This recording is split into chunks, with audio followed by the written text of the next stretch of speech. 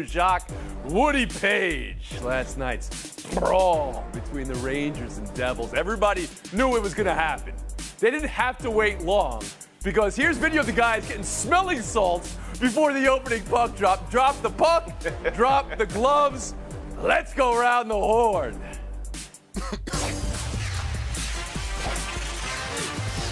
UFC broke out hockey.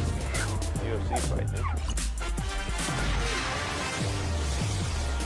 It was full-line fighting. Everybody was full-line fighting. Look at this. 8 ejections in the game.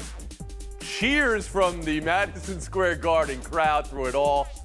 As I said, everyone knew this was going to happen. The history between these two teams, the history this season. Hockey has moved away from brawling and goonery, National Panel. You know this, but hockey fans clearly loved this last night. Kevin Clark, around the horn to you. Can the NHL love it too? As the former enforcer for the Junior Orlando Solar Bears for about 5 years, I'm Solar equipped Bears. to speak Love that. on this. This is how you generate casual attention.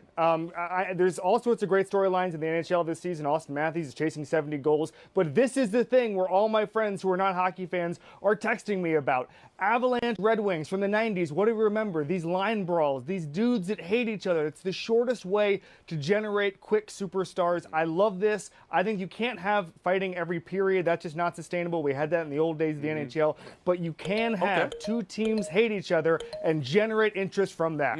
So you think the NHL should lean into this? By the way, that mustache, cooler than a Solar Bear's toenails. Love it today, KC. Woody Page, I go to you. Can the NHL lean into this?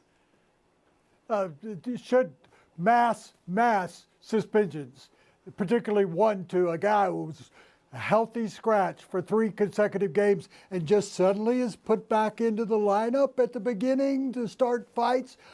This reminds me of the old 6-team league in the National Hockey League. That was the kind of enforcements that they did back then, and the hockey fans really did love it, and they still want part of it.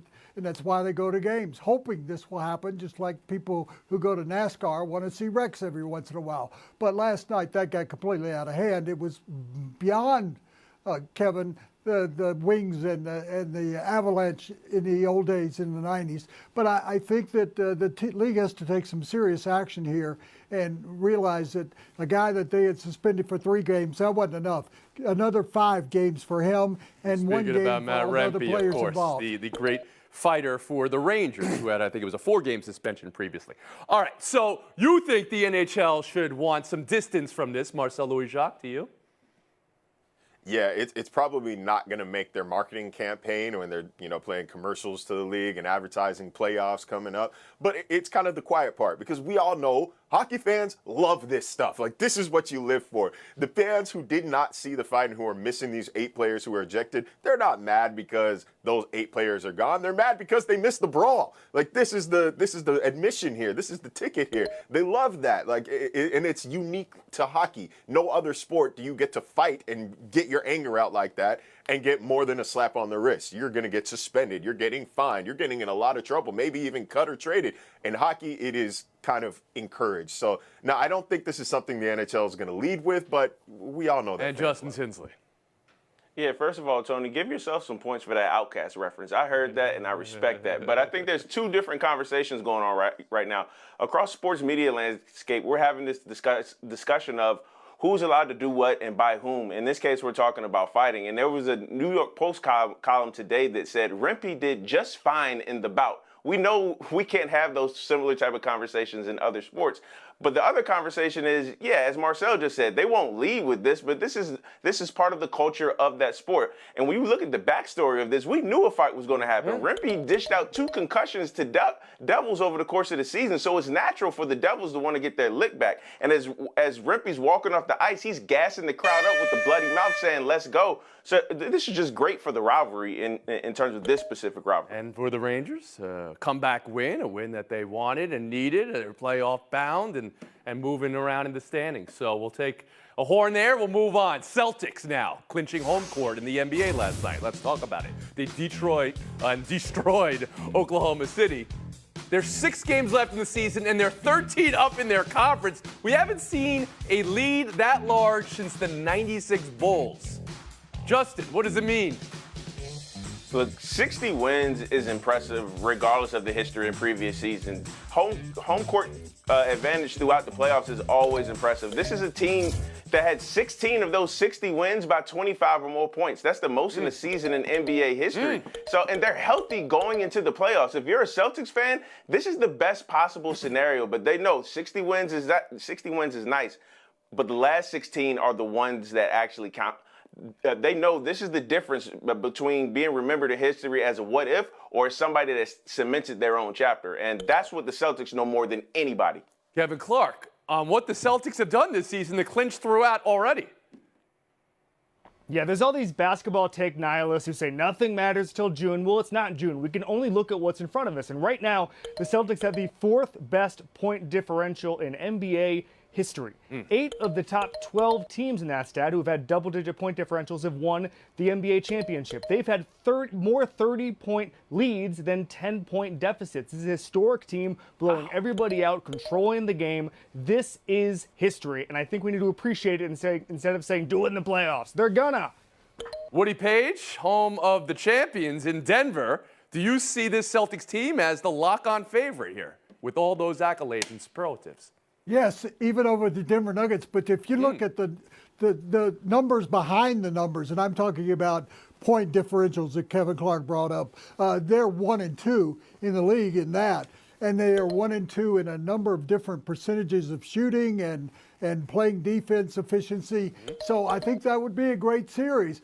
But the Celtics do have the edge, and what I liked about watching them last night was Porzingis played all out. They went all out. They weren't just coasting into the end of the season, the last 5 or 6 games. They're really trying to hone what they want to do. However, you got to remember, even though they'll have the home court advantage throughout the playoffs, remind the Miami Heat what happened. No, they lost at home last year. Yeah, right. Woody, 21 years working together, you still surprise me. I would have had you locked down saying you're underestimating the heart of a champion, yada, yada, yada. You can't be disrespecting the Denver Nuggets like that. You believe the Celtics are the favorite right now. Marcel Louis-Jacques, I'll ask you the same question. And it's not just the 60 wins that are impressive. It's the 33-3 mark at home. They're not just protecting home court. They are dominating it with an iron fist. They've played 27 games since the last time they've lost at home. They've won 23 of them. All 11 of their games at home wins, and not just wins by an average of 25.3 points. These are blowouts, Tony.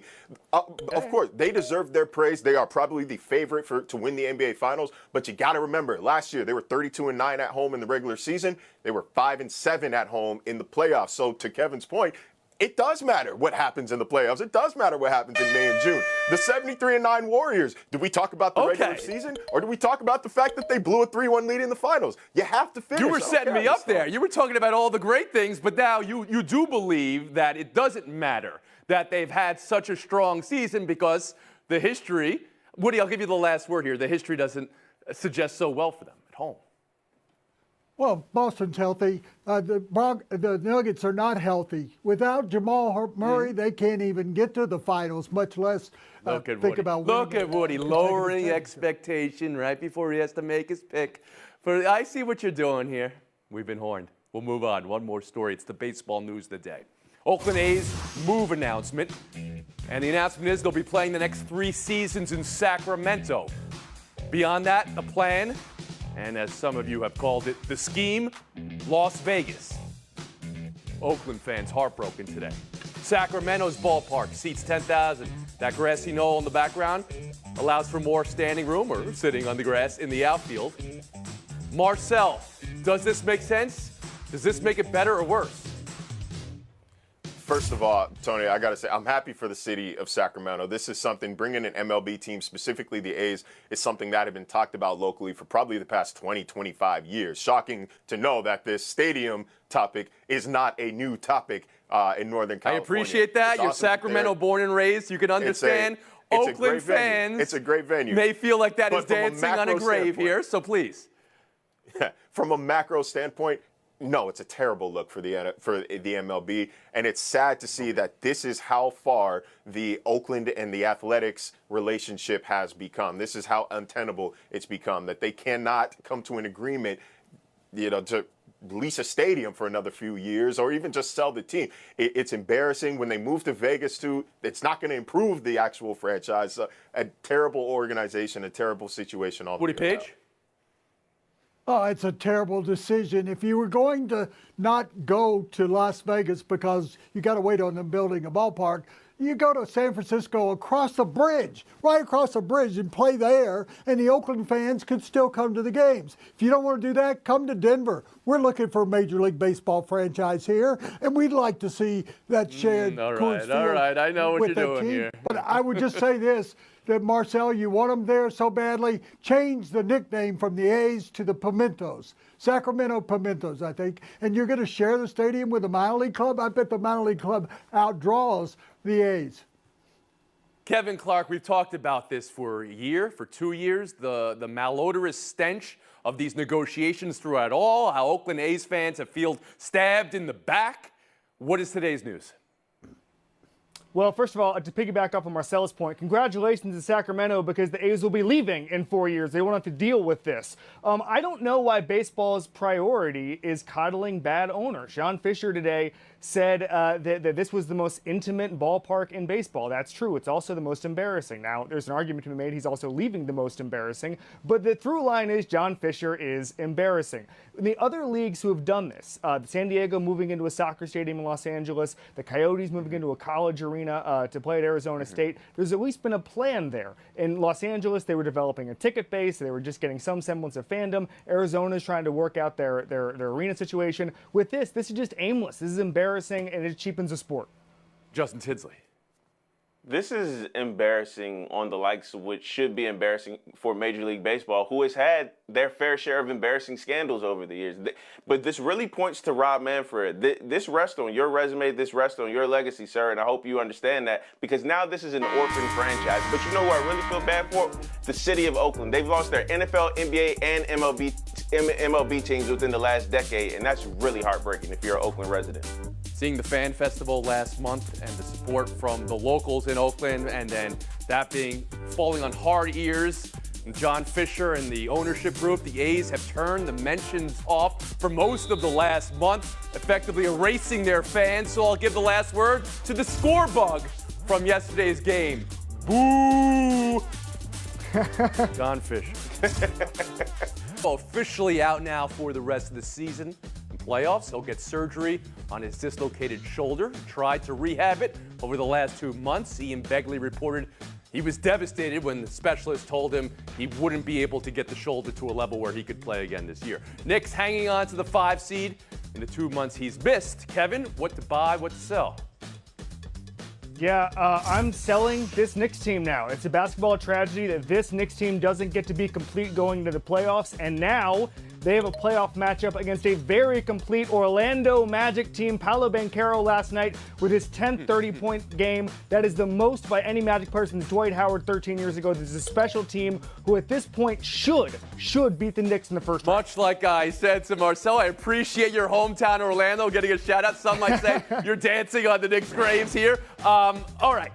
On the decision here that we're going to have Randle out for the year, what does it mean, Justin Tinsley? I mean, it's expected, but it's still absolutely brutal. You don't replace 24, 9, and 5 in the playoffs. And the thing that really hurts if you're a Knicks fan, when Brunson, Randle, and OG played together, they were 12-1. So, yes, this is a huge blow to their playoff future. But guess what? Players play hard for Tibbs. I'm not making some grand proclamation. They play hard for them. So don't expect them to roll over come the playoffs, because they absolutely will not. Louis Jacques. Yeah, building on Justin's point, not only were they 12-1 in the 13 games with their big three together, but they were the top defensive team in the NBA. They led the NBA in defensive rating and overall net rating. Without Randle in the lineup, they are 15-14. I am selling them as a contender in the East. The worst question to ask in the world is what if, and that is what Knicks fans are asking for the next calendar year. And Woody Page. They were going to be a hard out. Now this makes them strike out, I think. However, I watched them the other night against the Nuggets, and I think they're at least trying to come together. And although Kevin Clark, off the air, viewers, says we when he refers to the Orlando Magic, I'm thinking that you, Kevin Clark, will have a struggle against the Knicks because your team hasn't figured out how to win the playoffs for, what, 10 years? Give me a break. The struggle for Clark's going to be paying for those courtside tickets you're going to get for every game, I imagine. 50 off the bench last night. You ever seen that before? This is his third team. However, the guys who had done it previously off the bench were both starters for much of their careers. So this is a great accomplishment for a young man that is being kind of shoved around the league. Well, Woody, I'll give you a chance for bonus points. You alluded to it. Who are the two players 50 off the bench? You call them starters. I don't know if one of them is, but go ahead, please. Well, Kenny Anderson was in and out of Nick Anderson. Nick Anderson. Nick Anderson. You're already going the wrong way. That's your Magic shout-out. The other, anyone know? I'm giving free points away. It's Jamal Crawford. Yes, he's not. That's the bench leader of all time there, Jamal Crawford. Good job, Tins. Marcel, how impressive is 50 off the bench? Individually, it's incredible. Not only did he drop the 50-piece, he led Detroit in points, rebounds, assists, and steals. It's awesome. But I can't break my attention away from the fact that they still lost this game, Tony. Yeah. And it wasn't just a loss. They lost by 8. They're down by 22 at one point. And the season already marred by this lengthy losing streak. They keep finding ways to hit new lows in a way that is uniquely Pistonian. Pistonian. As a Tony, I resemble that remark. Tinsley, now the idea is 50 is incredible. 50 off the bench, it blows your mind. But if you consider the way points are being scored in the NBA now, how impressive is it? I'm still calling it impressive. He's the only player in NBA history to drop 50 off